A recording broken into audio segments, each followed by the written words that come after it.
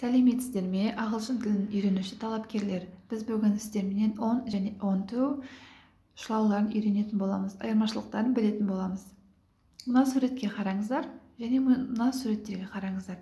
Мына суретте біз көреміз кітаптың үстелдің үстінде тұрғанын, партаның үстінде тұрғанын көреміз. Ал мына жерде оны қойып жатырмыз. Сол жаққа қарай, үстелдің үстіне қарай қойып жатырмыз. Ал мысалдан оқиық. The book is on the table. Кітап үстелдің үстінде тұр. Оны алуға да болады, тұр, бұрыннан бері тұр. Ал мысалы, екінші суретке қарасақ, I put the book onto the desk. Мен кітапты үстелдің үстіне қоямын дейді. Қайда қоямын? Үстелдің үстіне. Яғни сол жаққа апара жатыр, бір процесс жүріп жатыр. Сол жаққа бара жатыр. Бағытталып жатыр.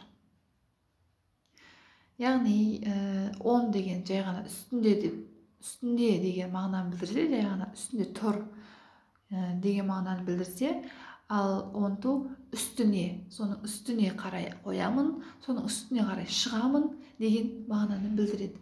Түсінікті. On үстінде, on to үстіне. Өте жеңіл, яғни on сол жерде тұр, үстінде қайтып қалған, ал on to үстіне қарай, соның үстіне қарай қоямын. Соның үстіне қоямын, мен үстінде отырамын, соның үстіне отырамын деген сияқты осы мағынаны білдіреді. Жалпы осы достар, менің YouTube каналыма жазыла кетіңіздер. Алдағы уақытта өте пайдалы видеолар болады.